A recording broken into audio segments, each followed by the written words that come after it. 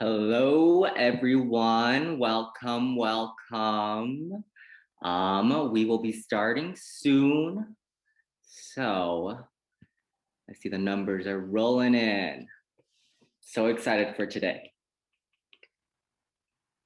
Hello, Corinne. Hello, Kyra.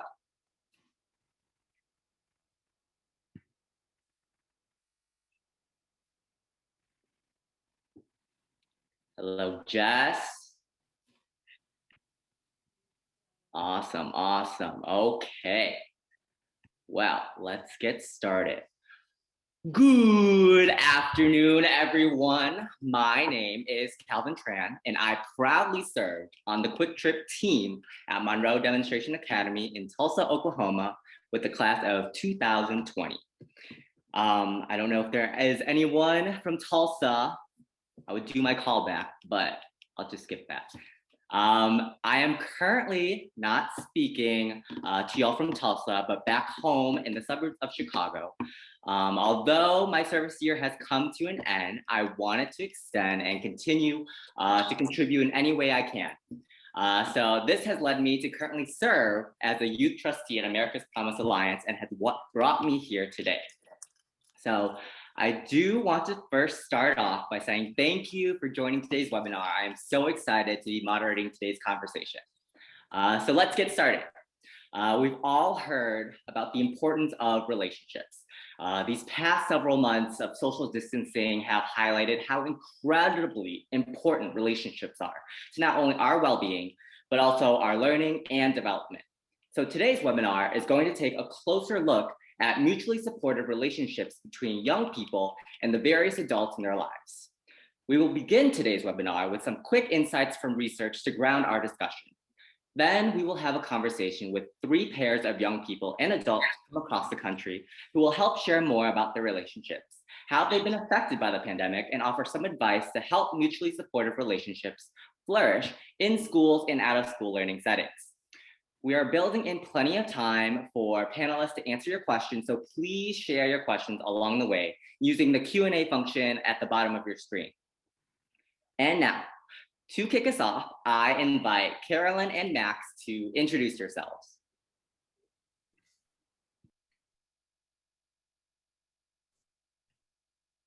Thank you so much, Calvin, for welcoming us and for all of our participants for joining City Year and America's Promise today for a conversation about the powerful ways that young people and adults have supported one another through the challenges of this past year.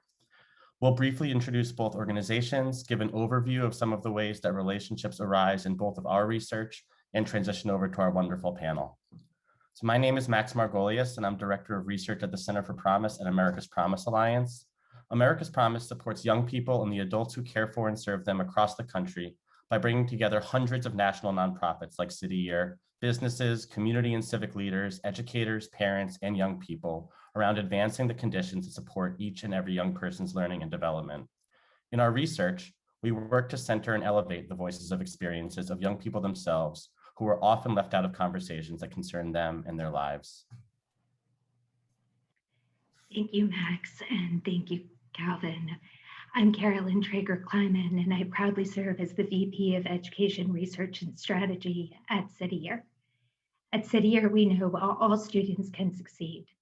That's why each day more than 3,000 City Year AmeriCorps members in 29 cities across the country show up ready to help students and schools succeed. Diverse teams of AmeriCorps members serve full-time in public schools as student success coaches. They focus on building developmental relationships with students, providing research-based integrated academic, social, and emotional supports, and partner with teachers to create personalized positive learning environments designed to help all students reach their potential. Through their service, AmeriCorps members cultivate and strengthen skills that help them become leaders in their communities, as you heard Calvin reference earlier. During the pandemic and racial reckoning, student success coaches serving with City Year have been responsive to the shifting needs of students in schools, while continuing to focus on harnessing student strengths to encourage attendance and create a sense of belonging to support student engagement, one of the biggest challenges we're facing this year. In alignment with the organization's commitment to making our education systems more equitable, The research team at City Year employs an equity-based approach to the work that centers those most affected by the research. You'll learn more about that throughout our time together today. Before getting into our conversation today, we wanted to start with a quick moment of reflection. It is continuously challenging to come together in a virtual environment with all the other demands that we have on our time and ourselves. And so we invite you, wherever you are, to close your eyes, take a deep breath, take a moment of calm for you, however and wherever that is.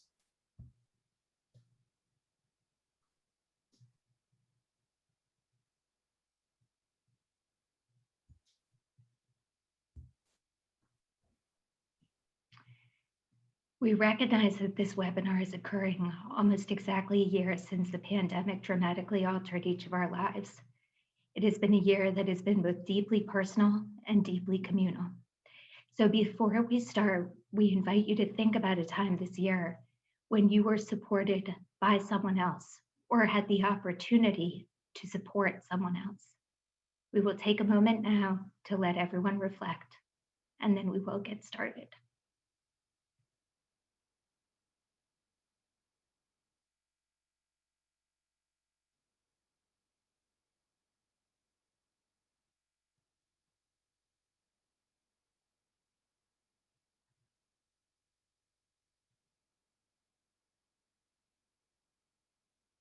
We invite you to share your reflections in the chat if you would like to do so.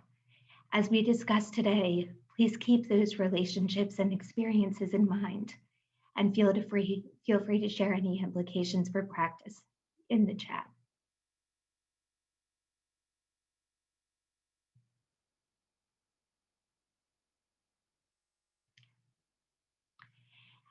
As you just had a chance to reflect on, relationships are central to support. With funding from the Bill and Melinda Gates Foundation, City Year partnered with the Everyone Graduates Center at Johns Hopkins University to understand the extent to which City Year's relationship-centered approach accelerates students' social emotional skill development and academic growth. The Everyone Graduates Center found a statistically significant relationship between social emotional and academic growth, and that students supported by City Year AmeriCorps members serving as student success coaches experienced improved social, emotional, and academic outcomes, with the students furthest behind benefiting the most. We're curious if your lived experience aligns with what this research shows. Have you experienced the most effective support from a caring adult, friend, or family member in your life? Did that support focus only on your academic growth, your social emotional growth, or a combination of the two? Please take a moment to complete the poll that will appear on your screen momentarily.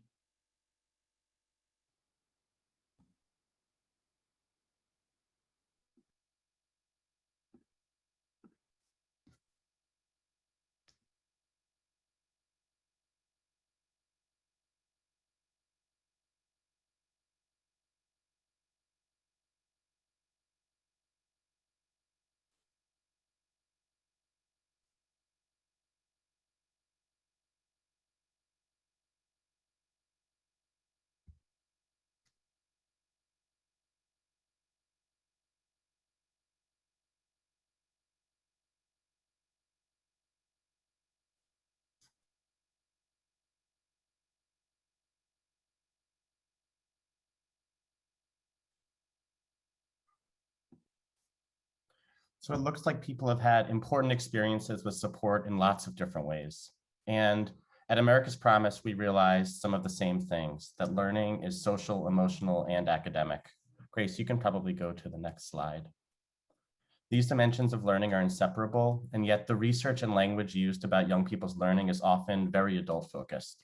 So we wanted to know how young people in settings that intentionally weave social, emotional, and academic learning together are being experienced by young people themselves. And so we talked to over 100 young people across the country about their experiences. What we heard was that they didn't talk about the discrete connections between social, emotional, and academic parts of their learning. Rather, they described elements of their experiences that to them supported their holistic learning and development. They described feeling like there was a reason or intentionality behind their learning, that their work in and out of school was relevant and meaningful to their lives and future goals. They felt like their schools and out of school time settings were places where they truly belonged, where they had agency, voice, and choice, where all the aspects of their identities were seen and supported, and where they had deep relationships with people all across their school community. While those were experiences we heard at model learning settings, we also wanted to know how those experiences were manifesting in the general high school population. And so we surveyed over 3,000 high schoolers and found that fewer than half of them reported experiencing those conditions for learning in their own settings.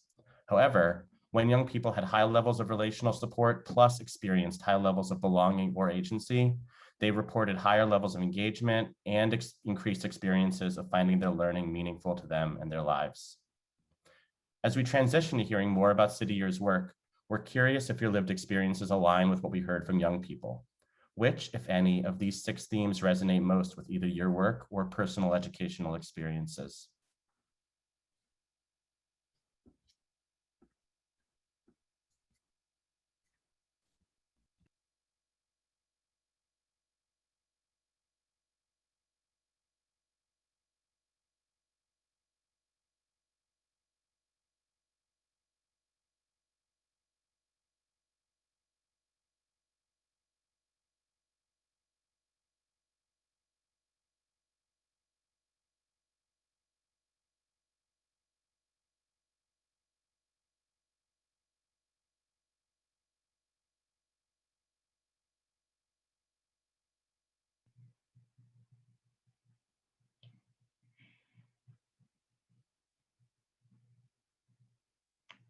All right, thank you for taking the time to complete that poll. And what I'm noticing in the poll results is that different themes resonate most with different individuals, but a common thread is the ability to have a voice, a sense of belonging, and that relationships are truly central to learning experiences. This aligns with the notion that learning experiences should be personalized to harness each individual's strengths. With funding from the Leon Lowenstein Foundation, City Year had the opportunity to partner with Jackie Bopin of Motivation, Mindset, and Equity Consulting to help us understand how the personalized approach AmeriCorps members employ supported students and adults during the pandemic. We leveraged an equity-based approach to the research, meaning we prioritized elevating the voices of those doing the work and ensuring the relevance of the research to those most affected by it.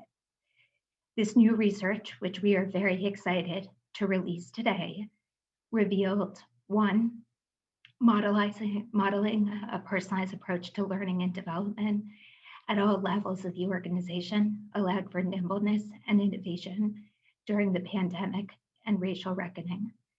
2, prioritizing trust and strong relationships is the foundation for successful personalization of learning for young people. Key elements of building these trusting, strong relationships include expressing care and warmth, persistence and dependability, transparency and vulnerability, and emotional safety, and sharing power. Many of these elements are reflected in the Search Institute's Developmental Relationships Framework.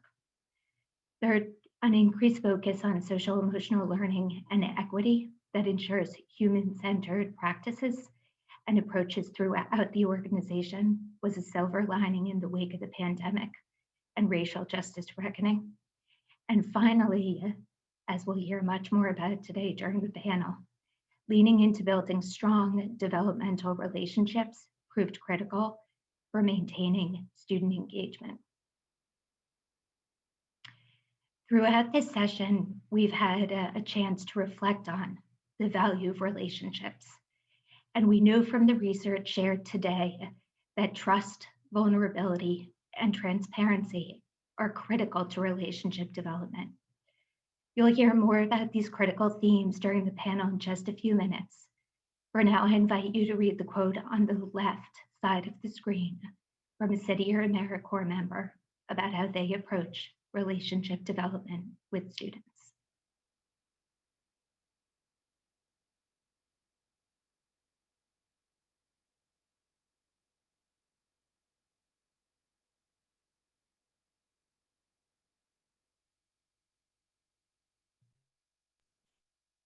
Like City Year, one of the things we consistently hear across all of our research is that relationships are not one-way streets. Meaningful relationships allow for mutuality, for each person to support the other, sometimes in ways they are not even aware of. I will pause here and let you read the next quote from a student on the ways that relationships can be mutually supportive.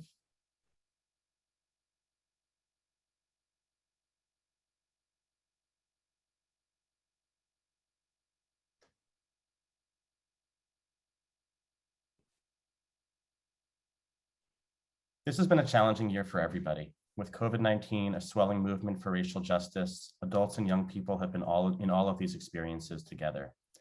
This communal experience creates a particular need for relationships to be mutually supportive. Today, we're really excited to hear from 3 pairs of young people and adults about the ways that their relationships have shifted, changed, and been places of support over this past year. I'll now send it back over to Calvin to introduce our panel and start our conversation. Thank you so much.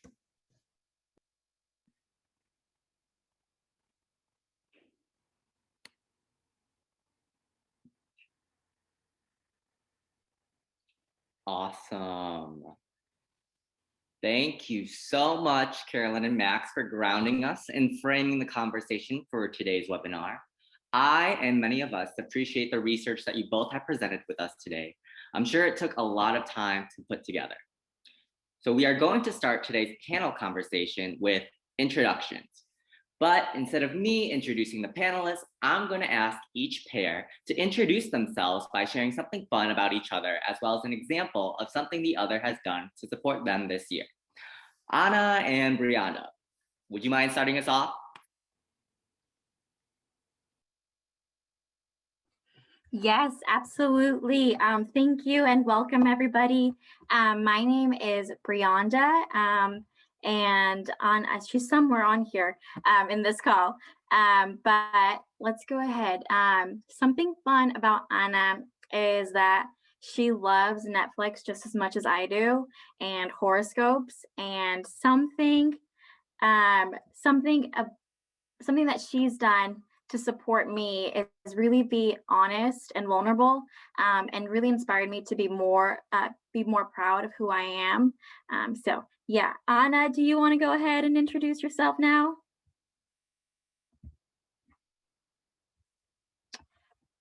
It looks like her camera is not, it's not letting her turn on her video.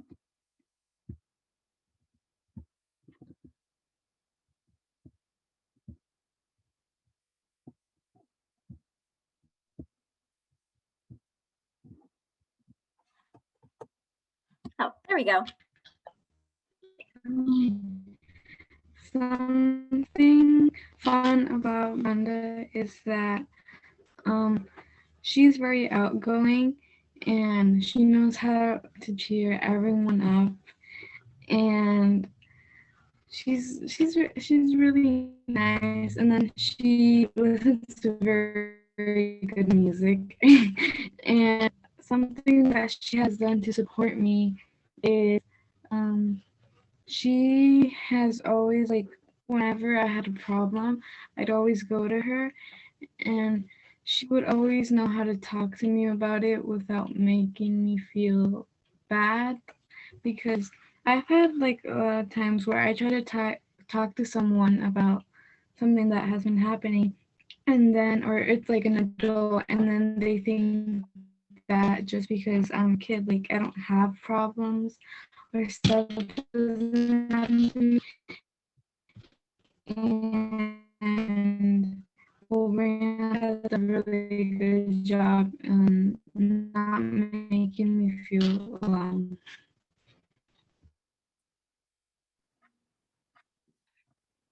Awesome. Thank you so much, Brianna and Anna. That sounds like an amazing relationship. Let's see. Sarah and Diamond, would you mind following up? Absolutely. Diamond, do you want to go first? Sure. My name is Diamond Gibbs. I'm 14. I'm from Memphis, Tennessee. And one good thing about Miss Berry is that she is very smart and she's always there when you need her. She was always pulled you to the side when you need help. And she's a great woman. Thank you, Diamond. That's so sweet. Yes, so I'm Sarah. I am 23 and I work in Memphis, Tennessee at Diamond School. One fun fact about Diamond is that she's extremely artistic, way more than me. She can dance, she can draw, she always can bring her art skills to the table. And one thing that Diamond's really done to support me this year, and the reason I was so excited to bring her on this panel, was every single day when I come into class, every day I can always expect a message from Diamond that says, "Hey, Miss Berry, how's your day?" Every single day, she always makes an effort to check in on me, and it just means the world to me. And so I'm very fortunate that she reached out to me the very first day of school and asked me how my day was, because we've been able to form a really strong relationship ever since. I love it. Repping Memphis strong, ladies. Okay. And last but not least, Bianca and Alexis, would you ladies like to introduce yourselves? Sure. Afternoon. My name is Bianca Lynch, and I am a career and technology teacher and actually a track coach too at Great Mills High School in St. Mary's County, Maryland. Alexis, this is actually my second year having her in the classroom, and she just has always made me laugh. She's just been just a joy to have in class and very outgoing. She's also very loud. But can be a very good thing to have someone just out there and encouraging other people. I guess one way that she's encouraged me this year is from the beginning, she has been very consistent with coming to class, to our Google Meets, and she'll have her camera on, and it's so nice to see a face in this sea of just avatars and initials. So I really appreciate that she's done that. Alexis. I'm a senior at Great Mills. Miss Lynch, she is my favorite teacher. She helped me through a lot of things, especially the stress of college and everything. Like, she's just always been there. She's always just been that teacher to help, and it's not just me, it's other students. So yeah, she's just my favorite. That's my teacher. Awesome. Sounds like I need a Mrs. Lynch in my life. Let's see. Okay, so now that we've gotten to know you all a bit and have heard some great examples of how you supported each other, let's get the ball rolling with our panel discussion. Our first question, it's going to be surrounding the importance of relationships for learning and development. So let me ask you all, what does it mean to have mutual support and shared power in student-adult relationships? I guess, in other words, how have adults and young people cared for one another in a shared way? What is your relationship between you and your student?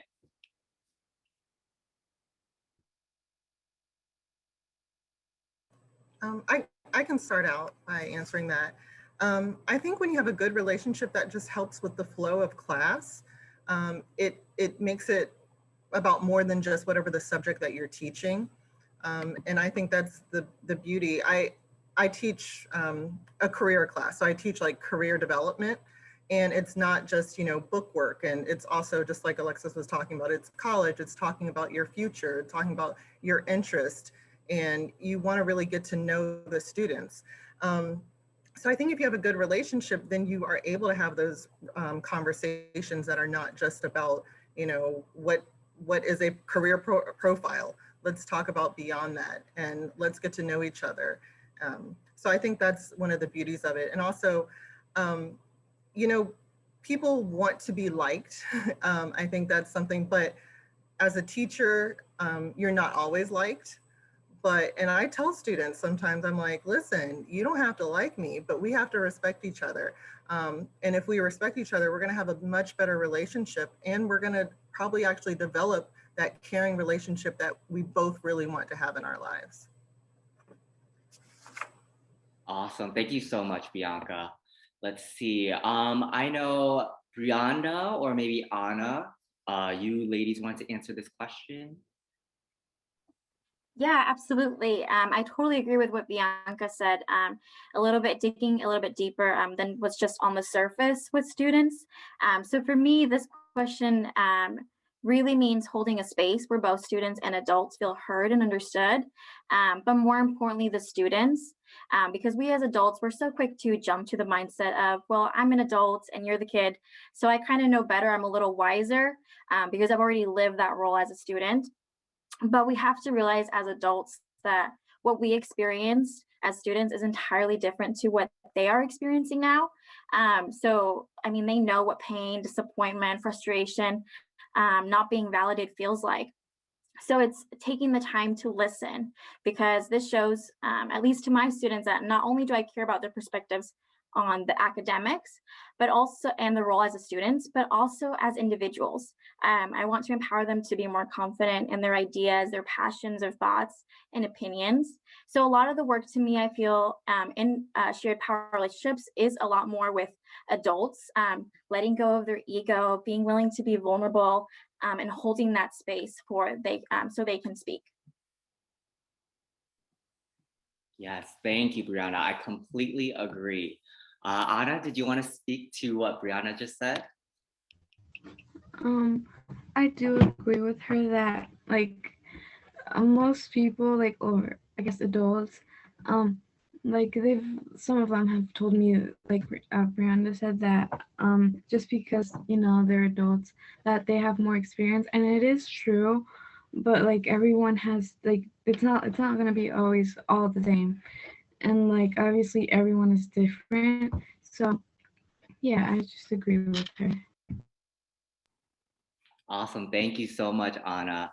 And I completely agree with that too. All the experiences that everyone experiences is, although they may be the same, it's so subjective to the individual, because I can get a piece of chocolate and be super happy, but someone else can get another piece of chocolate and be unhappy because they don't like chocolate, you know? And that's just an example of an experience, and it could be way more than that. So let's go on to the next question. How do these types of relationships shape your learning and development, regardless of where they occur?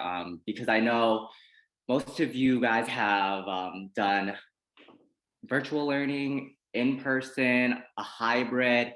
How important are these relationships, and how have they shaped your learning and development? I can speak a little bit more about this, just going on previously a little bit more of what I said. So with my job as a Chicas facilitator, we really get to take them out of that classroom environment and really narrow it down to just as individuals. So they don't have that student role. And again, like going back to what you said a little previously, holding a space for them to express themselves, because this shows that students, the students that you care, again, not just academically, our education system makes kids believe that the only purpose they have is the role of being a student or the adult they're going to become, and that they're only as good as their grades, especially this year. So what happens when their grades are bad? They start believing that they're not good students, and sometimes they even start believing they're not good humans. So so I try to remind them that there's so much more than English, math, and science, and that's not who they are. So a little bit more, which is why relationships have been so important, is because we remove them from that role as students, and we're able to have an opportunity to see them as equals.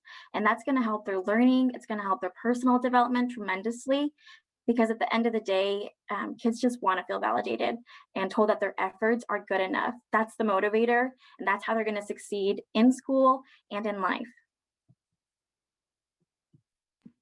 Yes, thank you, Brianna. Validation is so important, and especially in a time like this during the pandemic, when it's so hard to, especially when you speak towards like love language of students, whether they need to be affirmed verbally, or maybe some kind of gift for like their goals they're achieving. Validation is so important. I know Sarah wanted to speak more about this. Sarah, would you mind taking the floor? Oh, thank you so much. um, so, with regards to relationships shaping learning and development, I feel like this is true for students and educators.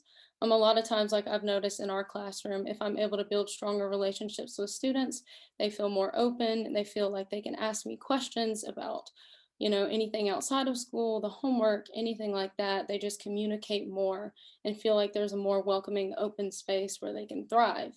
And so that's definitely important. And I also think that maybe taking, the learning side out of it right now, like I work with eighth graders and they are going through a time where, they're trying to find their identities and they have a lot of questions about who they are as a person, about growing up, high school. And I think that it's really important that we have these relationships so they can ask me questions, about that, maybe not just math. And so being able to establish these relationships is super important for the students growing both personally and professionally in school.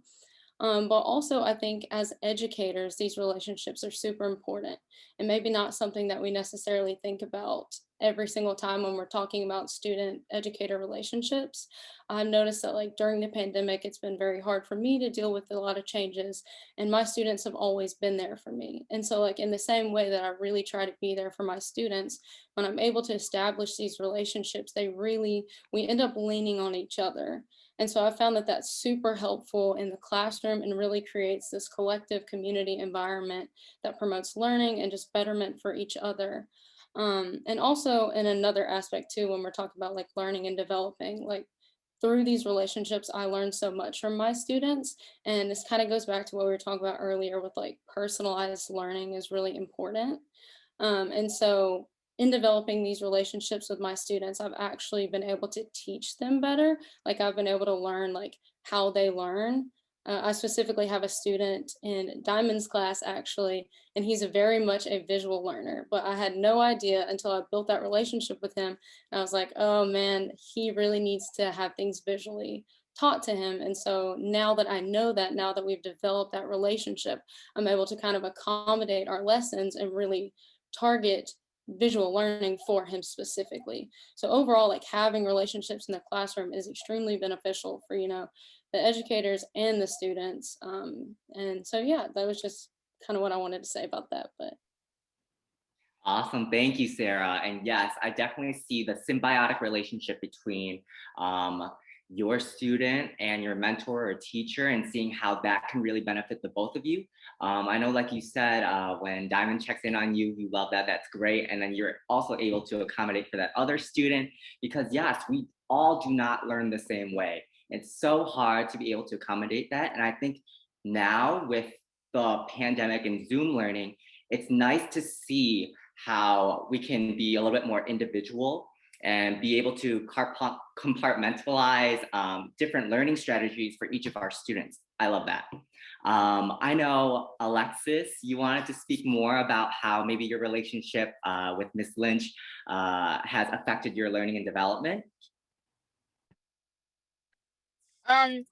Well, so I feel like if you don't really have a good relationship with your teacher, or just like not a good relationship, but like an understanding relationship with your teacher, personally, I didn't do well in school. Like some teachers, I didn't really get along with all the time, and I didn't really do well in their class but with Miss Lynch and other teachers at Great Mills, it's like, I feel like them understanding the way that we have to learn right now and them understanding what we are going through, like they kind of help us. They don't blame the way that we're learning on us. They're helping and they are motivating us to do better, to be a better student, to be a better person, and learn from the things that's going on right now and what we can do better and teach ourselves. So, yeah. Thank you so much, Alexis. And yes, I think having that relationship, like you all have explained greatly, is so important because your students are much more than just the grade or the assignments that you give them, right? They have so much more experience outside of school that affects their learning and development. So to have that relationship with your student is so important. So I really am so thankful for you all sharing. So let's move on to the next category of questions in relation to the past year's effect on these relationships. So what have relationships between students and adults in your school or your program look like this year because of the pandemic?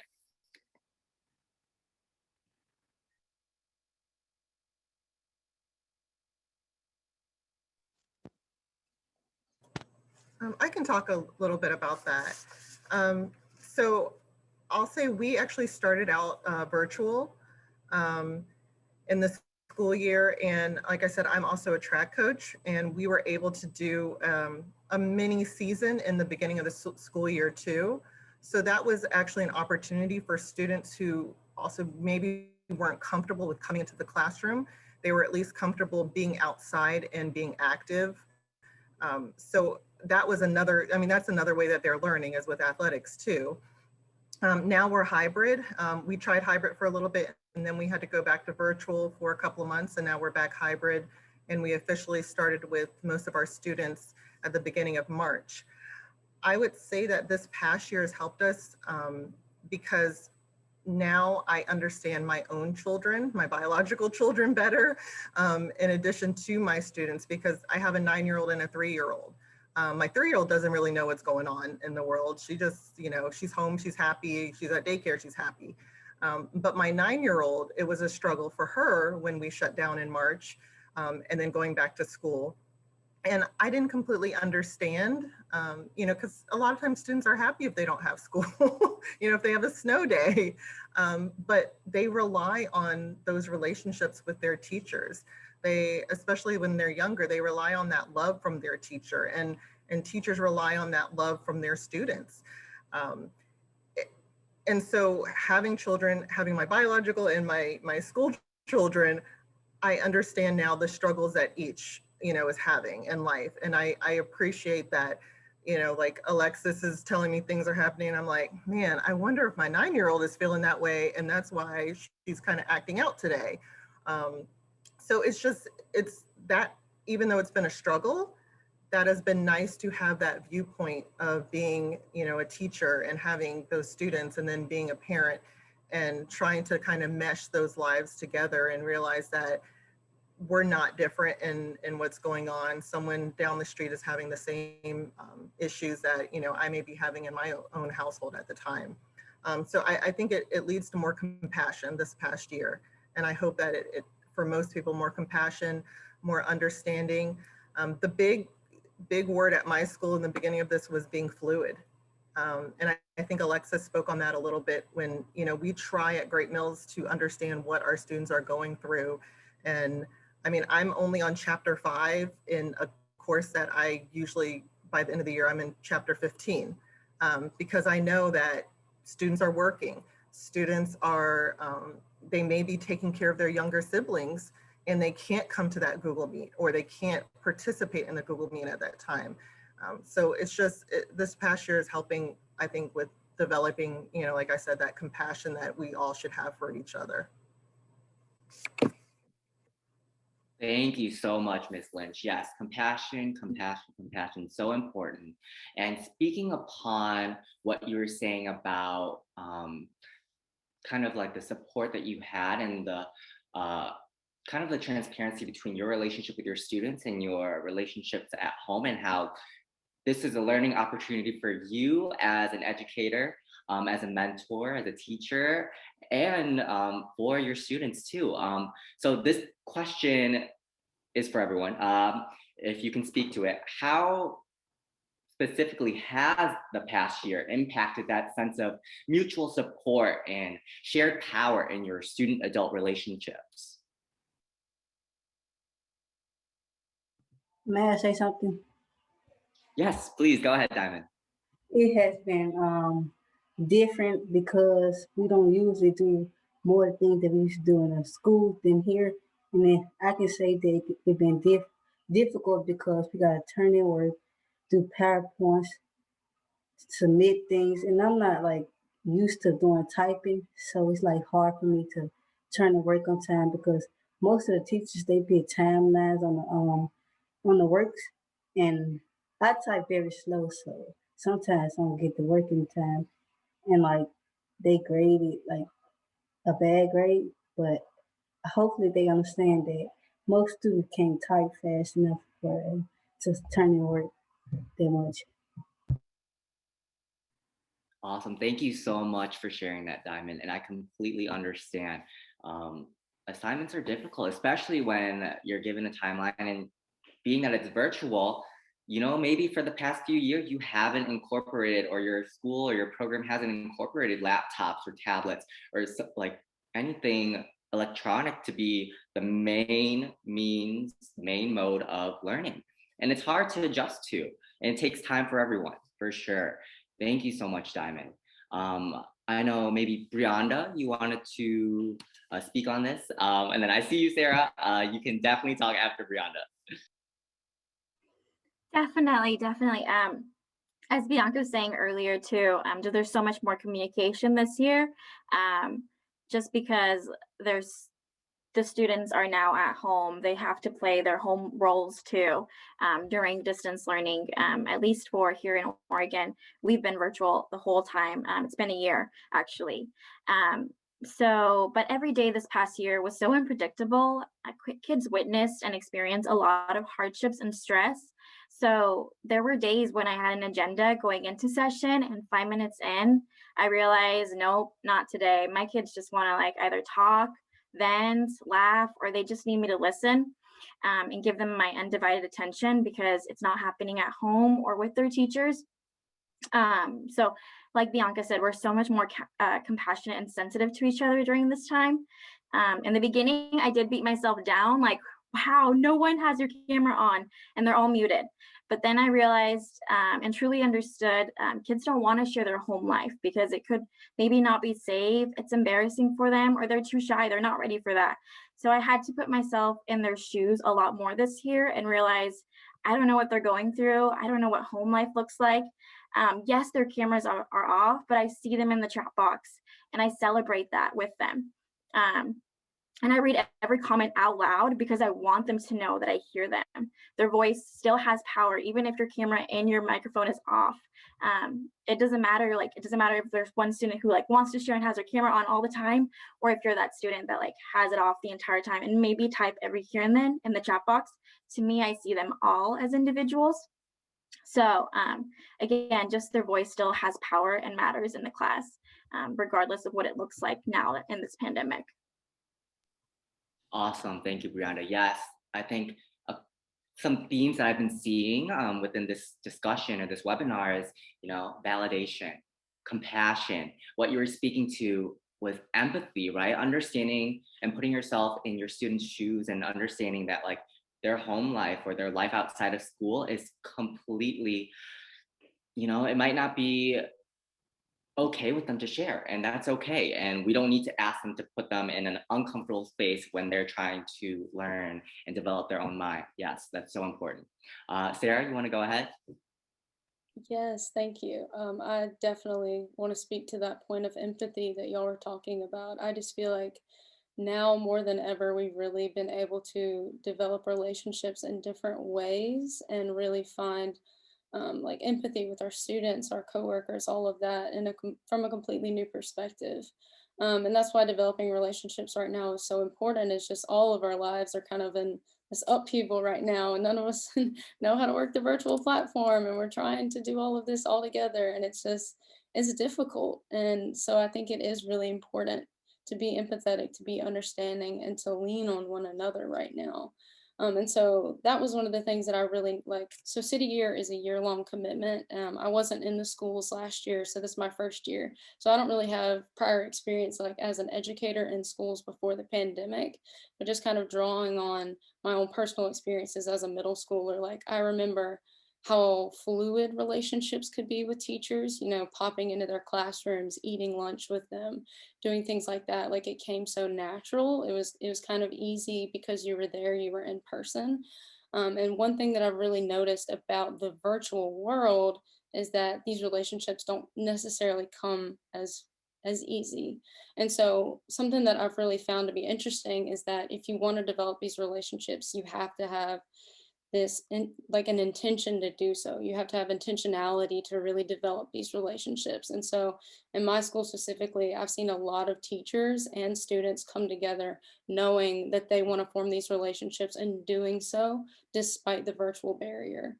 And I think that that's been really, really powerful and speaks to how important both parties are and really makes us feel like we can lean in on one another. Like I have one teacher that I work with, and his homeroom took this diagnostic test that we take every quarter. And a few of his homeroom students just excelled, and he was so proud of them. He's like, oh my goodness, I want to reward you. I don't know how, like we're virtually, what do I do? And so he took it upon himself to go buy them all water bottles with their names on it. And he brought it up to the school because he knew that all the students would have to go pick up their workbooks once every quarter. And so with their workbook, they got a water bottle. And I just think it's so great to kind of see how much people are willing to move for one another. And that also really speaks to just how strong these relationships can be and can grow even virtually. So yes, empathy is definitely the key term here, but just like seeing people overcome the virtual barrier to develop these relationships has been really special and eye-opening to me as someone who's new to the field of education. So. Yes, I love it, Sarah. I love everything that everyone is saying, right? So we got, oh my gosh, I need to write down a list of words. But so it looks like compassion, empathy, being flexible. What was the other word? But I just thought of another one that might be, oh, I lost that one too. I'll write it down. But thank you for reflecting on your past year's experiences. I'm gonna transition us into action now. So I'm gonna ask you questions about what we can do moving forward or how we can support our relationships now. So specifically, maybe for our younger people, we have what's your ask for the teachers and coaches and mentors and other adults in your life? What do you need from your relationships with them to keep you learning and supported and validated? I know maybe Diamond, would you like to speak on this? What I'd like to say to teachers is when I get done with my work, can they please add a comment and say, good job, Diamond, or thank you for this, thank you for that. And that will make me so happy. And I was like, make me want to do more work and everything.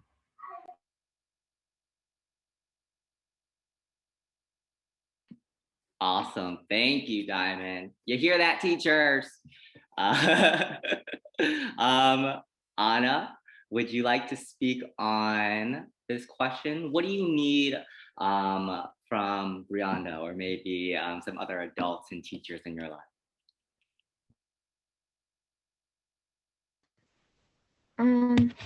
So I think that it's not much because all I really need from them is trust and to be careful with everyone because small things can affect others, and even though Mrs. Dan doesn't really also just others, and I feel like the pandemic has been a good thing for some people, but not like good for some people, not others. But also, I feel like it's also kind of good even for like teachers or anything like that, because I feel like now they have a stronger relationship with their students because they are going through the same thing, so they all kind of have something in common. And because normally, like if you share something that happened to you with one of your teachers or something, they might like give you advice or tell you stuff that can help you, but they never like experienced that, and now they have this. It just makes relationships stronger. Yes, thank you so much, Anna. Let me ask another question for our students on the call. Sorry, adults, you're gonna wait a little bit longer. What advice, if you could give any advice to your school, your administrators, to your teachers, well, maybe not teachers, other teachers, to deal with specifically the teachers who you don't get along with, or who you notice that they don't get along with students very well. I see this a lot in schools, and honestly, these dynamics really hurt students. And we just talked about relationships and how important that is between student and mentor and student and adult. So I would love to hear student thoughts on how to solve this issue and what they would like to see. Any advice you could give to our audience and to the other panelists on this webinar? Even if you're going through things, always keep your head up, because everything changes and people always like changes their mind. So you always gotta be nice to people, because you never know what can happen to you. Yeah. Yeah, so patience, another key theme, right? Patience, where we can add to our list. I love it. Yes. What other advice do you think we can give to our schools and administrators to really support our learning and development?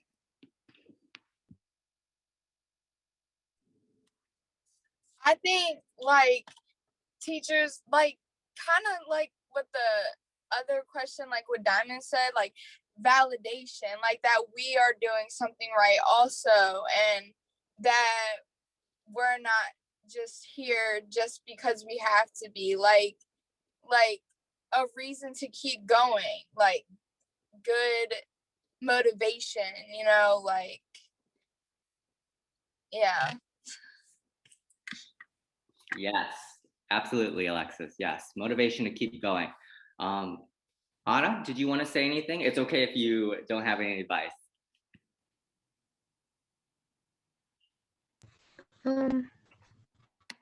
No, I think, yeah, I just agree with them about. Absolutely, yes. Okay, let's see. All right, adults, it is your turn. What is your ask for the young people you work with right now, the young people that are on this call? What do you need from your relationships with them to keep you going?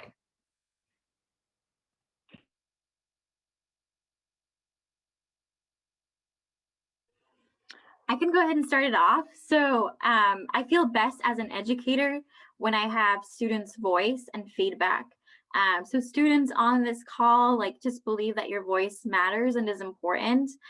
That's my inspiration when I create any agenda, any curriculum. I think of the students who I know are going to be so into it, and that's kind of my motivator.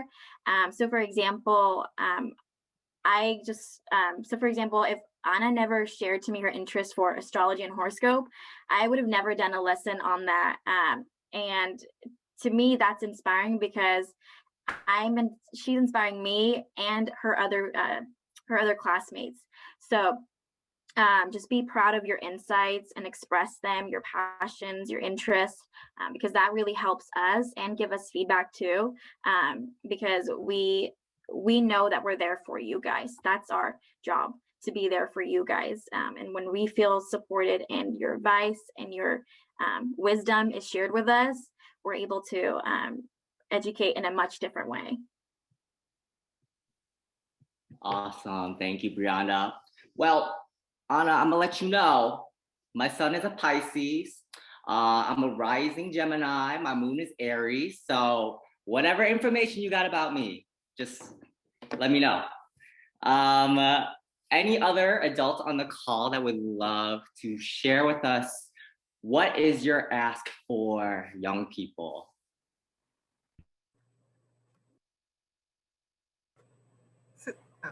Sarah, do you want to go first? You got it. Okay. So I guess for me, it's the keep communication open. You know, I want to be there for you, but you got to let me in a little bit. So, you know, I'm going to let you into my life a little bit. You let me in a little bit, and then we can support each other. And just remember that this time is not easy for anyone. Sometimes we can fake it, but you know, it's not an easy time. So if you just communicate with me, I'll know what struggles you're having. And I may communicate, you know, with struggles. I may not tell you everything, just like I won't expect you to tell me everything. But if you just let me know just enough so that I can be there for you. I can, if I need to go talk to your counselor, if I need to communicate with your parents or talk to other teachers about what's going on in your life, so they can give you that, maybe that compassion that you're not seeing, or that grace. And also actually mention grace, give us grace a little bit because it's a struggle and we want to give you that same grace. So it's that give and take relationship. And I think that that'll help us be successful in our lives. Awesome. Yes, thank you, Ms. Lynch. Having that empathy go both ways, from students and from teachers, mentors, educators. Awesome. Sarah, you want to go ahead? Yes, thank you. Definitely about what both of y'all were saying, just communicate with us. I mean, that is definitely how we help you best, is by knowing what's going on, how to best just teach you and be there for you. So definitely having communication, but having like a two-way communication, you know, it is a relationship. And one thing that I do want to tell the students is recognize how much influence you have on your peers and also your teachers.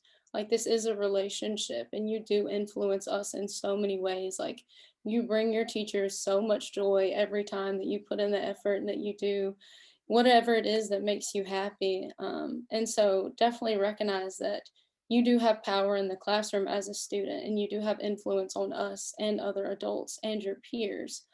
And then one thing that I also wanted to say is that we are in the virtual world, and I know that it's not ideal, but also kind of what I've been trying to communicate with my students is to view this as an opportunity to learn, whether that be learn how to develop relationships on a virtual platform. You know, when you're older, this is something that you're going to have to do. You're going to take virtual classes. You're going to need to learn how to type really fast or how to use Microsoft Excel or things like that. So use this now as an opportunity, and just, you know, try to accommodate others and have that empathy, because this is where we're at, but we are here for each other.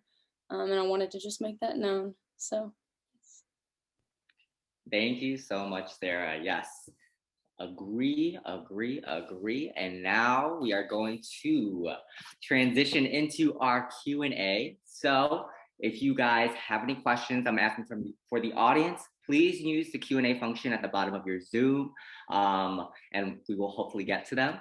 Our first question from the audience, let's see, does, specifically for the students, do you think the age of your mentor or teacher makes a difference in the way you connect or maybe even interact with them? And I guess this could probably apply to the adults on the panel as well.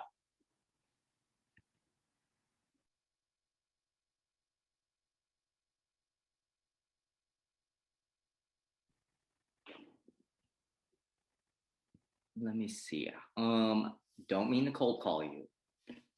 Okay. I love you all already, okay? But maybe Diamond, do you think the age of your mentor, your teacher, makes a difference in the way you might connect and interact with them? No, because like most of all my teachers are amazing, and especially Miss Berry because she is a wonderful woman. Awesome, thank you, Diamond. Maybe Alexis, Alexis, would you like to speak upon the age of whether or not you think that might have an impact on the relationship you might have with others? I think it does. I don't want to call nobody out on their age, but I just feel like the younger the teacher is, the more they can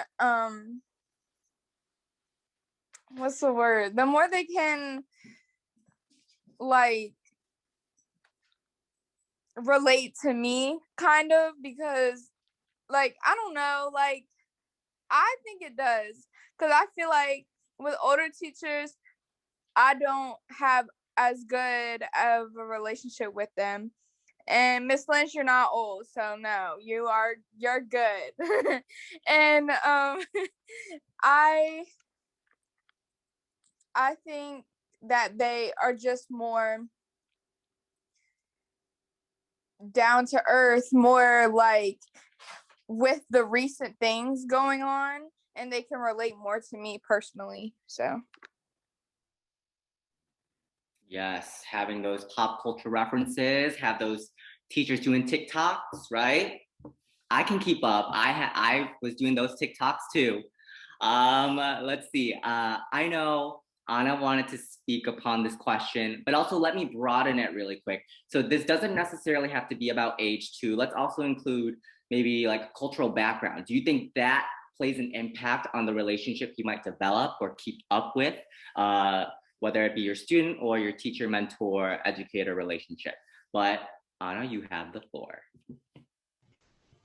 I do think I think it does matter. It does like change, like it depends, because it depends on what age the student has. So, but for me, like Miss Yanda, she's pretty young, and I think she can relate to me a lot because yes, she's also very young, and also like because of that we have similar like things that have happened to us, because it's not just the age, it's also like how society has changed, and it's always changing. So we kind of have some parts in common because of that.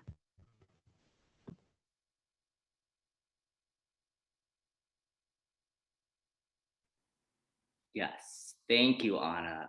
I completely agree too with that. The shared experiences, I know what we were speaking to before at the beginning of the webinar, having that understanding is also so important. And that might mean that the cultural background is just as important as maybe age or whatever it is to keep that relationship really strong. Let's see, another question from the audience. What is the biggest challenge of keeping those relationships alive when everything is virtual? And I'm gonna go ahead and start with the adults. So maybe, who's the lucky winner? Maybe Miss Lynch?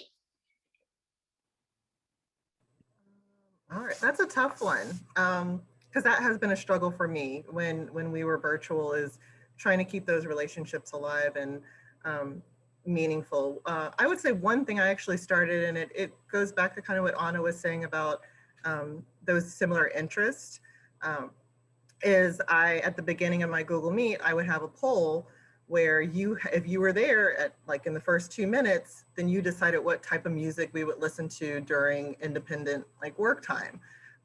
It wasn't, I kind of chose the genres, so they didn't have a little too much leeway, but it was just a way to also get to know them. And some students that had never talked to me other than, maybe a chat to say like, yes, I understand, actually just kind of came out, and I got to learn what kind of music they liked. They were like, well, can you play this next time? Or can you hear this? I have this YouTube channel. Will you listen to this right now? So just doing little things, switching up your teaching really, and not being so rigid, I think really helps. Teachers, sometimes we get just stuck where this is the lesson plan that we have to have. And if we just let go a little bit and let the students lead, I think that really helps. But we have to create, and that's what I feel, we have to create that environment for them. And that's what I think I did with that music a little bit, was create that environment where they felt that they could talk to me and they could share, not just with me, but for the whole class, and ask people. It turned into do you play this game on Xbox or this game, and do you have an Xbox or a PlayStation, and into a lot more than I originally intended it to be.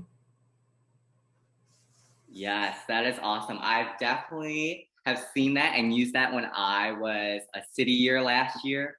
One of my students, when we were doing independent reading, he requested that we played, I don't know if you guys have seen the video, but this is like poorly graphically animated Shrek playing a saxophone. And the amount of times I've heard it, I can't even tell you how the song goes. But it was always entertaining and it was always a conversation starter. And honestly, it served as inspiration. We were asking them to write stories. So yes, music interests, all interests really is so important. Does another adult, maybe Sarah, would you like to speak on the biggest challenge of keeping these relationships alive when everything is virtual? Yes. So I kind of have 2 points that I feel like, okay. So one of the biggest or barriers in keeping these relationships alive can be attendance. So like when the students aren't showing up, we're just not having the opportunity to speak at all.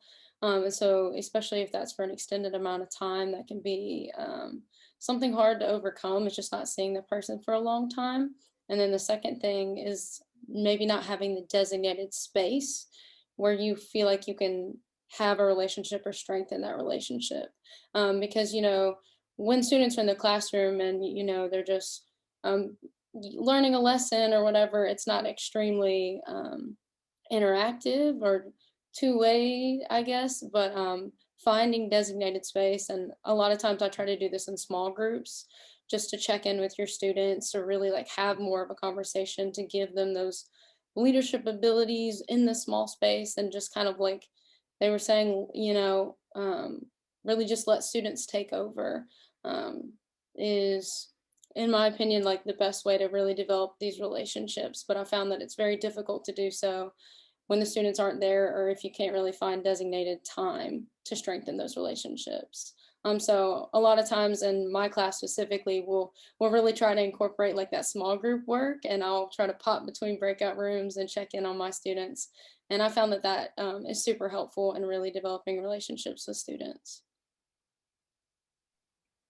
Awesome. Thank you, Sarah. And we're going to transition to our very last question of the Q&A.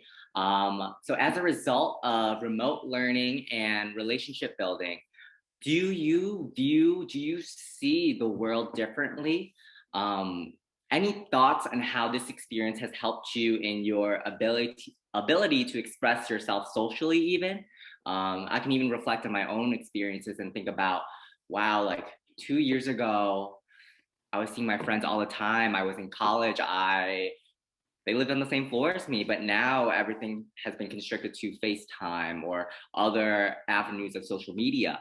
But in the context of maybe even learning and development or just relationship building in general, I'm asking everyone on the panel, how, do you see the world differently? And how do you think this experience has helped you socially?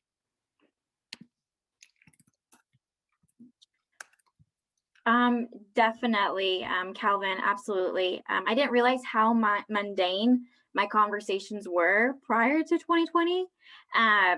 But also this year was really about changing conversations with socially and with my students on, not just how are you, because we already know those answers, the same answers we gave them. We gave our teachers and adults in our life, but this year is really shifting the conversation to, okay, what's something difficult that you're dealing with your life right now? Or tell me a highlight about your week. And it could be that they aren't dealing with any difficult situation at the moment. I know, and I can speak on this when we have session. They say, oh, nothing difficult, but here's my highlight of the week. But now I've opened up a space where students know that I care enough to listen, not just on the good days, but also the hard ones. And for the highlights, I get to celebrate those wins, big or smalls, with them, especially in this time. We need to celebrate those wins, because now we can recognize that we can also recognize when someone's off in session, or when even I'm off. And on the days that I don't have all the answers, or there's challenges I'm facing, or I'm making mistakes, they're accepting and appreciative of that. And they're also really patient, because I'm showing them that as a human, I'm not perfect, and I'm not going to have all the answers with me that day. So that's kind of, I guess, my little point of view on that question. But yeah. Awesome. Thank you so much. Maybe let me get one more person, so then we can wrap it up. But I'll leave it open to whoever, maybe a student. Would Diamond or Alexis or Anna? Who's the lucky winner? Can you repeat the questions, please? Yes, absolutely.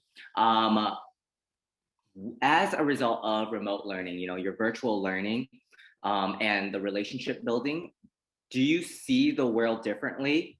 And because of that, how do you think this experience has helped your ability to express yourself socially?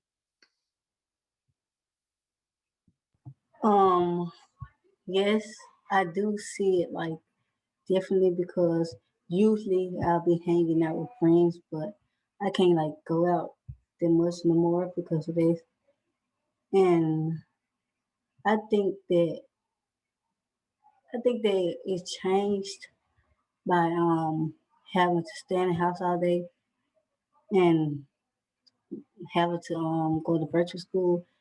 Well, that makes me a little upset because sometimes I don't turn in work, and that make my bad grades, and I get things taken away from me because of that, and it's changed a lot for me.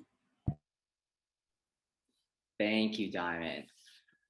So that is the end of our Q&A. I'm gonna wrap us up, but before we conclude, I like to ask those who are listening in, those on the call, to reflect on the biggest takeaways of today's session and share them in the chat as we wrap up. And to my awesome panelists, please do the same. I'm gonna ask each of you individually. We'll just rapid fire. We'll aim for no more than 10 seconds each. So just give us your biggest takeaways from this session, and I will start with Anna. My biggest takeaway was that I noticed like there's a lot of people, like for people that are in this call, that like really want to understand the younger people and really the perspective and stuff, and how like a lot of like the world is really changed. But yeah. Thank you, Anna. Diamond.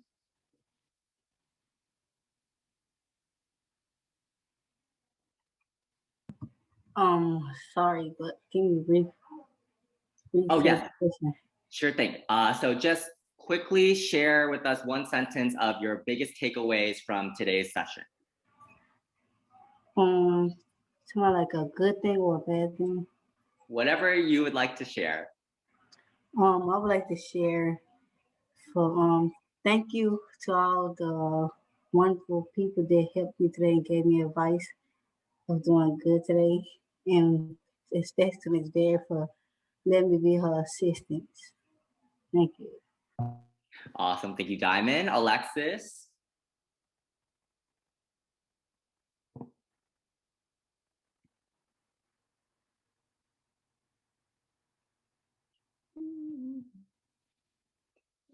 Maybe we'll circle back to Alexis. Maybe Brianda, what is your biggest takeaway from today's session?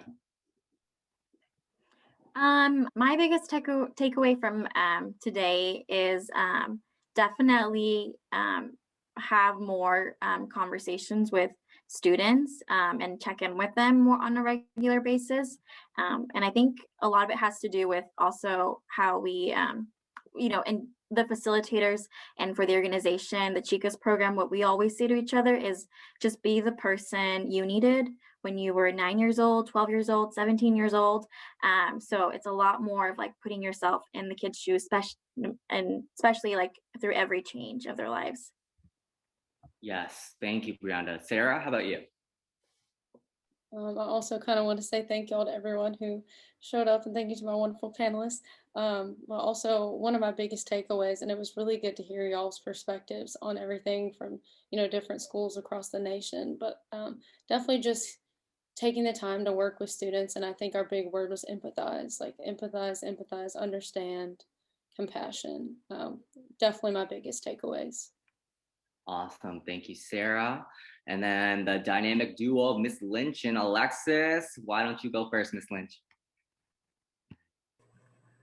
I would say a big takeaway for me is, and kind of Brianda talked about this, is celebrate the small things.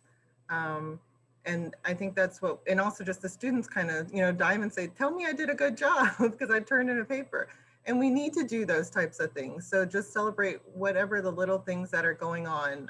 I try to do that with my students walking in the hall, like they're walking on the right side and I am cheering them on with my voice amplifier. They may think I look a little crazy, but I get a smile from them. I can tell, from above their mask, they are smiling at me.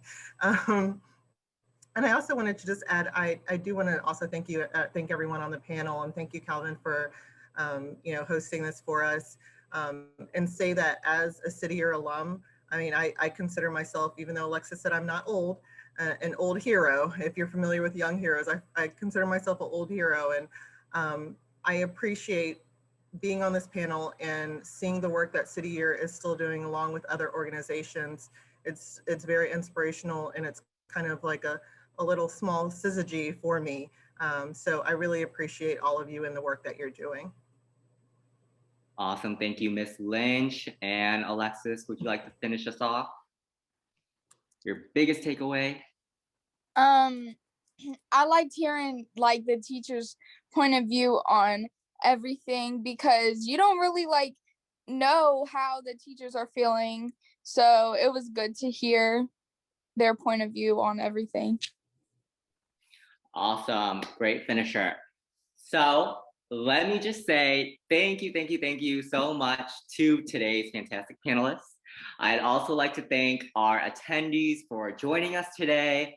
But before we sign off, just a quick note that America's Promise, in partnership with, let's see, give me one second, National League of Cities and Attendance Works, is hosting a webinar on March 25th.